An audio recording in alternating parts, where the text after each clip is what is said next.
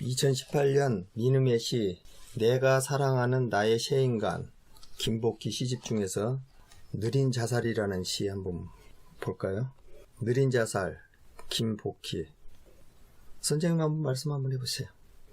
느린 자살, 이게 무슨 건물인데 이 건물이 처음에는 유적인가 그런 생각을 했다가 이데올로기인가 그런 생각도 들었다가 좌파와 우파가 있잖아요.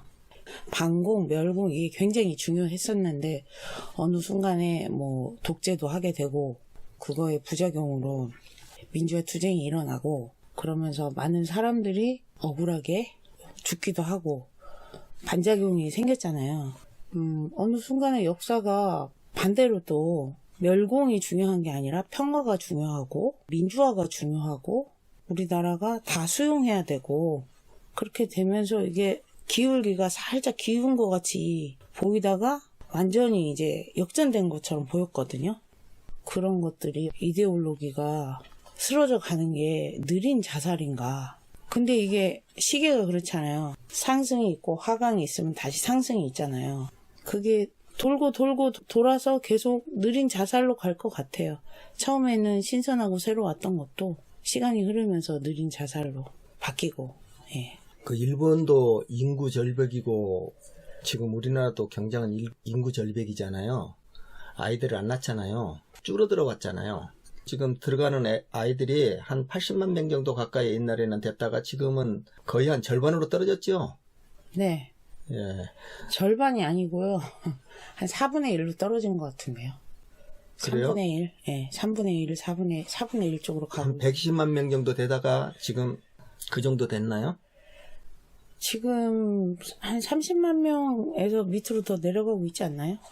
그래서 이걸 느린 자살을 보면은 네. 아이를 낳지 않아서 예. 유치원 건물이 그 폐허가 돼가는 과정 네. 그것을 지금 그린 것 같아요.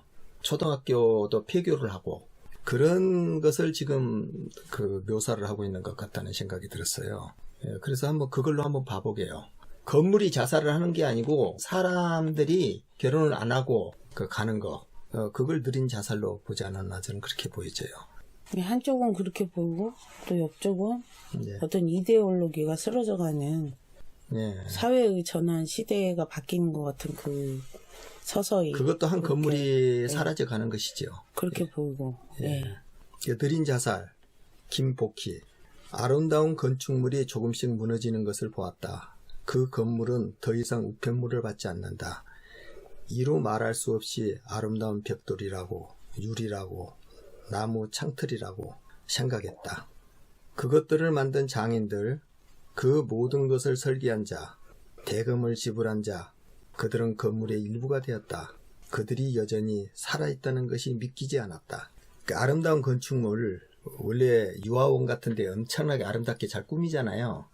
한때 북유럽풍이 유행을 해갖고 예. 그거 수입해가지고 하나하나 벽돌 이런 거 아름다운 건축물이 조금씩 무너지는 걸 보았다는 건 원화생들이라든가 초등학교가 네. 입학학생이 줄어들면서 건축물이 없어져 가는 거 예. 그것을 이렇게 말한 것 같아요. 그 건물은 더 이상 우편물을 받지 않는다. 이거 폐교된 학교 아니면은 유아원이나 이런 데도 없어지는 데도 있잖아요. 잘 안 돼가지고 그런데 그 우편물을 받지 않는다. 이루 말할 수 없이 아름다운 벽돌이라고 유리라고 나무 창틀이라고 아주 아름답게 꾸몄을 거 아니에요. 처음에 지었을 때는 우리 새싹 같은 아이들을 받고 한다고 생각했다. 그것들을 만든 장인들 그 모든 것을 설계한 자 대금을 지불한 자 그들은 건물의 일부가 되었다. 처음에 그것을 짓고 그것을 설계하고 대금을 지급하고 했었을 때는 모두가 그게 합쳐져 가지고 네. 거기 하나의 건물이 일부가 된 것 같이 그렇게 일을 했을 거 아니에요. 그 사람들도 그런 애정을 갖고 처음에는 그렇게 했단 말이죠.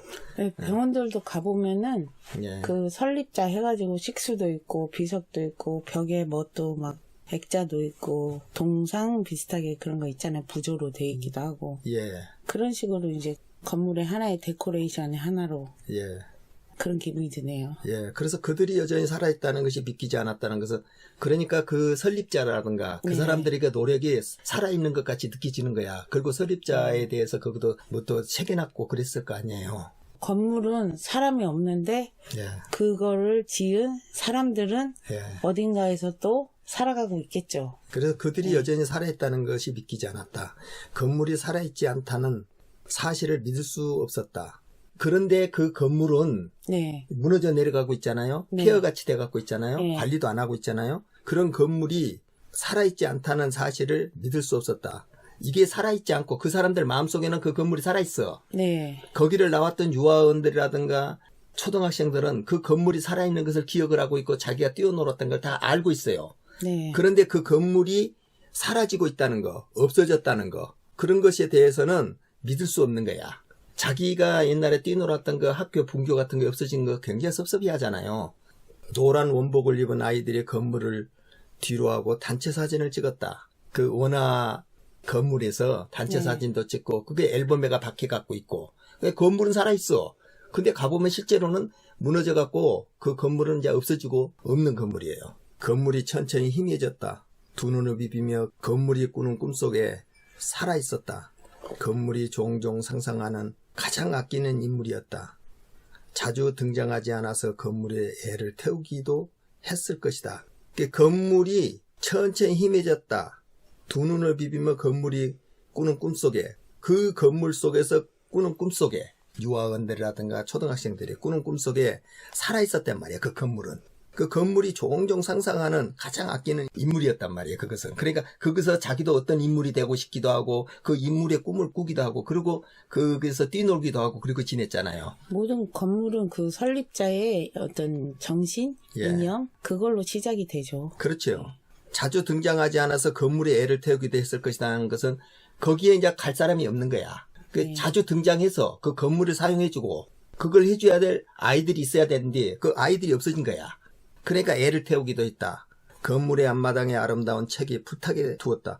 건물 앞마당에 책이 사라지고 없는 거야. 불타버리고 사라지고 한 글자 한 글자 낱낱이 암송하거나 하지 않으면서 그 모두를 치울 사람에게 미안했다. 거기서 하나하나 글자 하나씩을 배우고 새기고 그리고 공부를 하고 지나왔잖아요. 유아원들이라든가 초등학생들이 암송하거나 하지 않으면서 그 모두를 치울 사람에게 미안했다. 그 기억을 남기고 있었을 그 사람들한테는 정말 미안한 거야. 이 건물이 사라진다는 것이. 그건 누구에게였어요? 거기서 그 추억을 지내면서 같이 지냈던 유아원생이라든가 초등학생들 앨범 속에 박혀있는 건물. 자기 추억 속에만 이제 남게 되는 그 건물. 그것을 아쉬워한다는 그런 뜻이죠. 미안하다는 것은. 실로 한낱 건물 앞에서 사람들이 죽었을 것이다. 건물의 정수리에서 건물의 손바닥으로 떼어내린 자들도 있었을 것이다. 건물도 악몽을 꾸는 날이 있었을 것이다. 그 애들이 난리를 치잖아요. 건물 안에서 이리 장난치고 저리 장난치고 뛰어내리고 그냥 건물 앞에서 사람들이 죽었다는 것은 막 뒹굴면서 죽은 채도 하고 뭐 그러고 지내잖아 애들이요. 거기에서 그렇게 했던 것이 건물도 악몽을 꿨을 것이다. 우리들 기억 속에 그 악몽이 남아있었다. 악몽이지만 악몽이 아니지요. 한때 그 즐거움이지. 거기 있었던 추억이고 그때 당시에는 악몽이었을랑가도 모르지. 학교 다니기 싫고 하니까. 유리창이 새로 끼워지고 나무바닥에 왁스가 칠해지고 닦이고 현수막이 다 내려지고 이건 무슨 말이에요? 현수막이 다 내려지고 유아모집이 이제 없어졌다는 뜻 아니에요. 나무바닥에 왁스가 칠해지고 닦이고 다시 유리창도 새로 끼우고 나무바닥에 왁스가 칠해지고 닦이고 해갖고 새로 원색을 받고 했던 것이 이제 현수막이 내려지니까 무거운 커튼에서 먼지가 내리기 시작한 거 아니에요. 양옆으로 새로운 건물이 지어지거나 죽은 나무 대신 낯선 나무가 심어지기도 했다. 점차 거기가 재개발 지구가 됐다든지 새로운 물결에 의해서 이제 밀려나기 시작한 거야. 여기는. 아니면은 거기가 공원화가 됐다든지 유치원이 사라지고 왼쪽에서 들어오는 햇빛이 오른쪽을 어둡게 하는 일을 견딜 수 없었을 것이다. 그러니까 그 유아원이라든가 나무가 네. 커가지고 밭이라든가 이런 걸 덮으니까 그것을 견딜 수가 없었다는 거겠죠. 그래서 왼쪽에서 들어오는 햇빛이 오른쪽을 어둡게 하는 일을 견딜 수 없었을 것이다. 오른쪽과 왼쪽 동시에 내리쬐는 빛을 보려고 느리게 죽어갔을 것이다. 그래서 그 건물은 점점 폐허가 되고 무너내리고 소멸되어 가는 것이죠. 갈라지고 건조하기에 피는 물을 뿌려 지워야 했을 것이다. 주기적으로 시에서 고용한 인부들이 무릎을 꿇고 문질러도 지어지지 않는 꿈이 뒤따랐을 것이다. 갈라지고 건조하기에 피는 물을 뿌려 지워야 했을 것이다. 이거 무슨 말이에요? 피가 묻어서 지워야 되니까 물을 뿌려야 되고, 이게 어떤 그런 걸 수도 있어요. 5.18의 한 도청 그런 장면이고, 사람들이 소풍을 오고 이거 여기를 기념을 하고. 아니요, 유아원으로 봐야 돼요. 유아원으로 봐야 돼요? 네, 초등학교는 유아원.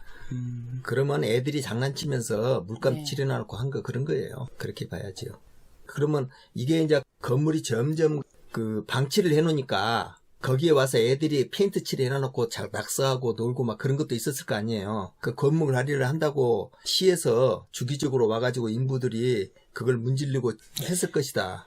시에서 고용한 인부들이 주기적으로 하진 않아요. 유치원을 갖다가.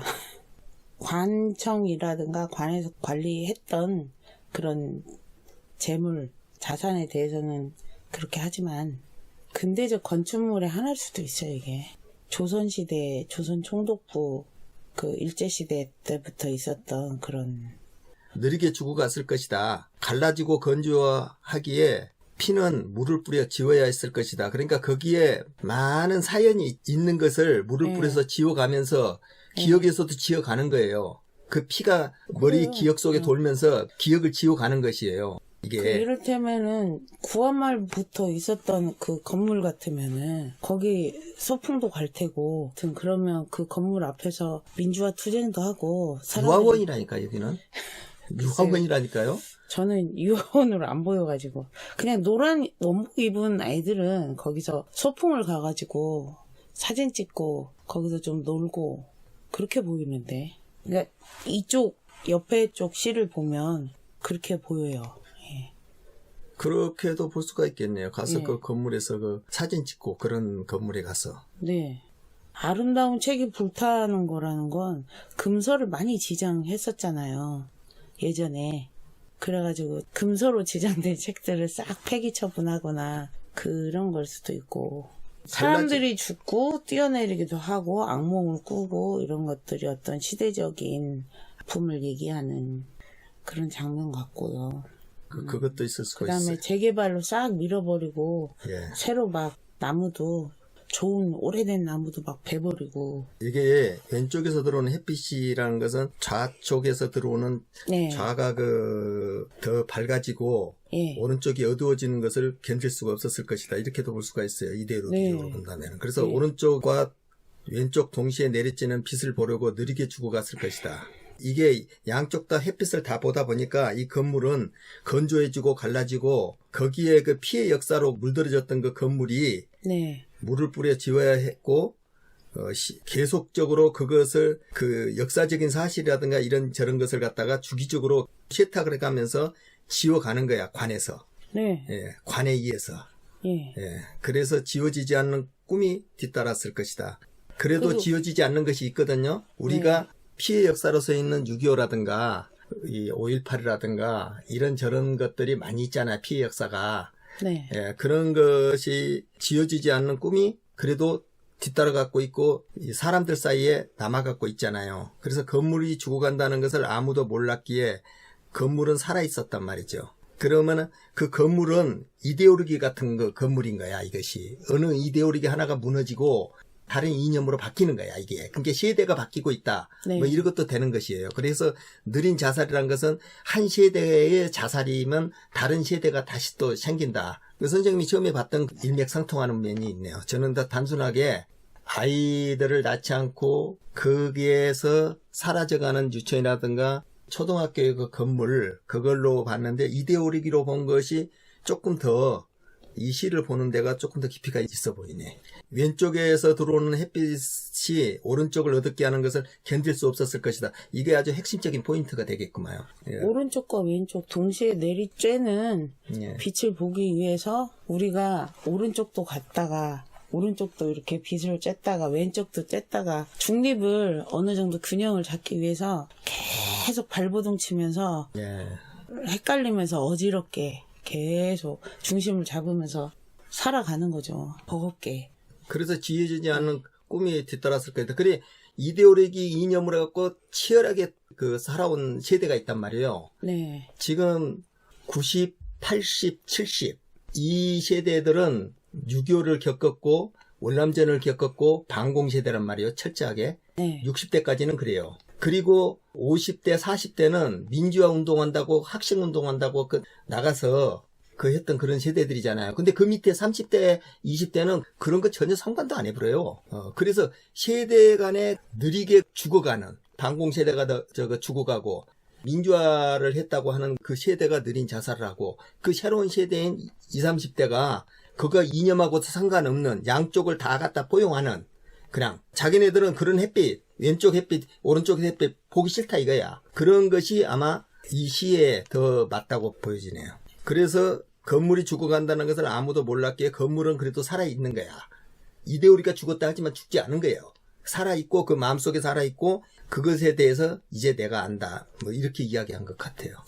저는 왼쪽이고 오른쪽이고 그냥 조작을 하고 너무 선전선동만 앞세워가지고 거짓말 계속 하는 거는 아주 진절머리가 나는 것 같아요. 그런 거는 왼쪽이고 오른쪽이고 다 너무너무 질리고 그러니까 신뢰할 수 없다는 거, 뭔가 투명하지 않다는 거, 법이라는 게 평등하게 이렇게 적용이 돼야 되는데 사실은 보면 권력 있는 사람들한테 항상 유리하게 나오잖아요.